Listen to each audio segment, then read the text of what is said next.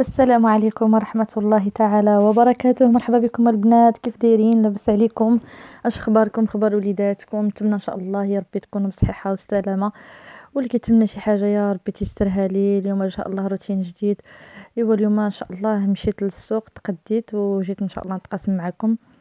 بالنسبه للخضره البنات راه تبارك الله على هذا الغلا اللي كاين في السوق، راه كاع الخضره تقريبا غاليه البنات، راه ما كاينش شي ثمن زعما مناسب. الغلا الغلا الغلا قهرونا بهاد الغلا، الله يحضر السلامه يا ربي، الله يصاوب صافي.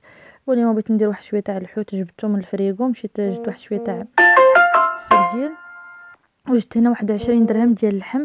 حتى اللحم تبارك الله البنات راه 100 درهم 90 درهم، راه الصراحه ما خلاو المسكين باش يعيش. هنا كيف ما تتشوفوا 20 درهم اللي جبت، غادي نقسمها على جوج ان شاء الله. وعندي هنا واحد نص كيلو ديال السرديل، غادي نعاون به هذاك واحد شويه ديال الحوت دايره في الفريغو. هذا ما كان البنات. بالنسبه للخضيره راني جبت غير شويه شويه وصافي. هاد الغلا تبارك الله ما خلى لينا يعني تشهد ما تدي معاك للسوق، راه يعني ما يكفيوك. هنا جبت واحد شويه تاع البسباس، جبت كيلو تقريبا ديال البسباس بخمسة ديال الدراهم. ايوا وهاد القريعه البنات رابعه ب40. كيف ما شفتوا رابعه ب40. اما الكورجيت ما نهضروش عليها البنات، القرعه الخضراء الصغيره هذيك البنات راه دايره 300 ريال، غاليه بزاف البنات. ايوا هذا ما كان. هنا جبت بالنسبه للبطاطا، جبت واحد بطاطا، جبت كيلو عاديه وكيلو بطاطا حلوه. ان شاء الله ديك الحلوه غادي ندير بها واحد الوصفه في الفران، غادي نتشاركها معكم. باقي عندي شي شويه تاع البطاطا البنات، داكشي باش جبت غير كيلو. هنا خيزو جبت كيلو ب60 ريال. خيزو البنات هو اللي رخيص والصراحه حلو زوين مع ديال يعني بقيتو هادي زوين. كيلو ب60 ريال. هنا بالنسبه لافوكا حتى هي تبارك الله راه دايره الثمن، راه 600 الكيلو. خديت هاد الجويجه هادو خلاهم ليا ب160 يعني عبرهم ليا خلاهم ليا ب160. بالنسبه للفول خديت حتى هو نص كيلو ندير 120. خديت نص كيلو ب3 ديال الدراهم. وهنا هذا الفجل البنات، هذا الربيطه دايره 70 ريال، 3 دراهم ونص. كان نديرو في شلاضات بزاف. وبالنسبه للجلبانه حتى هي راه ما كايناش شي كاليتي زوينه البنات، عيانه وطالبين فيها الثمن. واحد اللي لقيتها عنده زوينه عجبتني، سولته قال لي 15 درهم صافي وانا نفوتو. صراحه مشيت جبتها من عند هذا كيقول فيها 260، جبت غير نص كيلو. كيف ما قلت لكم راه الكاليتي ديالها واخا هكاك عيانه، يعني ما كايناش الكاليتي في السوق ديال الجلبانه. ايوا هنا بالنسبه للفلفله الحمراء انا عزيزه عليا البنات، فين ما تلقاها تنجيب منها صراحه. كنقطعها ونديرها في الفريغو، ونهار كنحتاجها راني كنلقاها، حيت ما كتكونش ديما يعني كتحتاجي الخضار اللي حداك كتلقاي عنده غير الخضره الحمراء قليل فين تلقايها. وهنا هادو فيها شي ضريبات بحال هكا كيف ما تتشوفوا. انا غادي نغسلها وغادي نقطعها ونحيد البلاصه اللي مضروبه، ونقطعها ونديرها في بلاستيكه وغادي نديرها في المجمد. انا غادي نتشاركها معكم ان شاء الله الفيديو ديال هاد التحضيرات ديال بين التحضيرات ديال سيدنا رمضان. راكم عارفين البنات الفلفله راه كتغلى في رمضان وكنحتاجوها بزاف، ودابا لقيتها ب160. اما لاله مطيشه يا البنات راه ما نازلاش على 160. وشوفوا هانتوما البنات راه غير ديك الصغيوره ب160، يعني ماشي كاع شي مطيشه اللي زينه ودايره الثمن. ايوا هذه الوقيته ديال السيترون البنات، استغلوا هذه الفرصه. اللي عزيز عليهم السيترون راه تيجيو به العصائر زوينين حتى فاش كيسخن الحال. انا صراحه ما كيخطانيش العصير ديال السيترون، يا صيف يا شتوى. جبت 4 كيلو لقيته ب5 دراهم. ايوا خديت هاد المول البنات، تنبغي انا صراحه عزيزه عليا الكيكه اللي في المول الطويل، وعندي واحد وصدى ليا وانا لقيت هذا ب260 وانا نجيبو. وخديت هاد القليله هادي ديال الماء، كنديروا فيها الماء هي اللي كنشربوا منها، الماء ديالها تيكون زوين احسن من ديال الروبيني، انك راكم عارفين التراب كيصفي الماء. ايوا هنا البصله هاد الحريف جبت منها 2 كيلو لقيتها ب4 دراهم هاد الرقيقه. اما الاخرى راه غاليه دايره 160.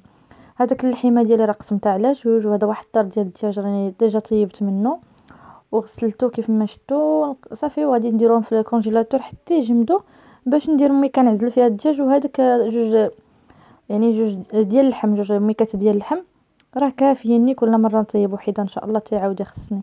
هذا ما كان البنات. ايوا البنات الله يقنعنا يا ربي. الوقت صراحه غلات بزاف، الدرويش ما لقى كيف يدير يعيش. لا اله الا الله. صافي المهم انا غادي ندوز نصاوب دوك السريديلات دياولي كيف ما شفتوا، نغسلهم ونقيهم باش نوجد الغدا.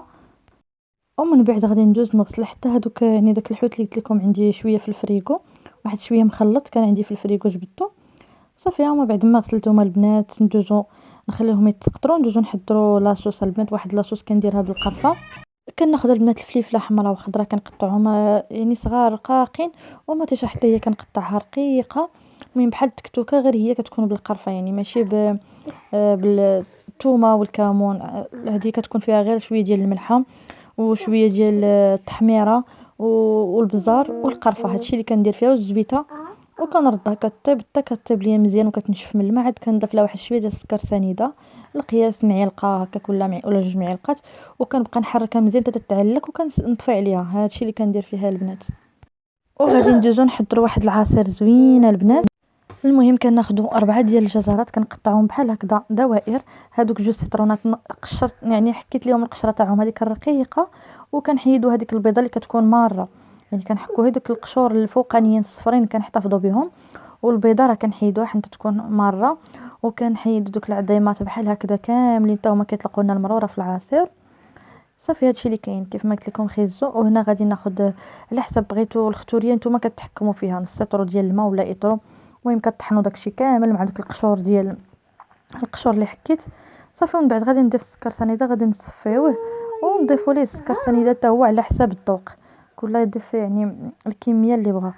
تيجي البنات خاطر وزوين وما كيجيش فيه مذاق خيزو كاع باين بتاتا، يعني تقولي ما عرفتش مصايب هذا العصير. وكتشوفوا ديك اللون اللي كيطلق لنا خيزو بحال يعني بحال العصير ديال الليمون، ولكن المذاق ديالو لذيذ وزوين غير جربوه. المهم هذه هي الغديوه ديالي البنات، صابت واحد شويه ديال الشلاضه ديال الفجل ومطيشه حتى هي وخس. صافي وقليت شويه تاع الفريته البنات ولا صوص ديالي اللي صايبت هي البنات غير جربوها كتجي زوينه بمذاق القرفه. ايوا هنا البنات عشقت الحريره حامضه غادي نصايب واحد الحريره اكسبريس سريعه. خديت طوماط سوريز وضفت عليها شويه ديال الماء وواحد البصيله راس ديال البصله حريف. غادي نميكسيهم مزيان يعني ما قطعت ديك الطوماط ما حتى شي حاجه، هكا درتها في مولينيكس وزدت عليها داك الراس ديال البصله وطحنتها مزيان. هنا خديت شويه ديال العدس شويه ديال الحمص اللي بغى يدير الفول يديرو. المهم هادشي اللي بغيت انا ندير فقط، ما كنبغيش نكثر فيها هذوك القطاني بزاف حتى نديرها على حساب الليل يعني ما باش نكثرهم فيها. صافي خديت هنايا شبيكه وصفيت فيها ديك المطيشه ديالي. المهم الكميه دائما على حساب نتوما شحال بغيتو ديروها البنات. هاد مطيشه المهم كيف ما قلت لكم راه طحنتها وغادي نبدا نمعك فيها باش نصفيها مزيان. صافي هادشي اللي كاين البنات. هاد الحريره البنات راه دغيا كطيب وكتجي زوينه ولذيذه غير جربوها وسريعه يعني كلشي تتجمعيه في الكوكوط ودغيا كطيب. هذا هو الاهم انها دغيا كتوجد. صراحه انا كنت صايمه وعشقتها ودغيا كيف ما قلت لكم دغيا درت عليها دغيا قد طحنت مطيشه قطعت القزبور وشويه الكرفس كانوا عندي رديتها دغيا طابت في الكوكوط حليت عليها دورتها دغيا الصراحه دغيا وجدت ليا.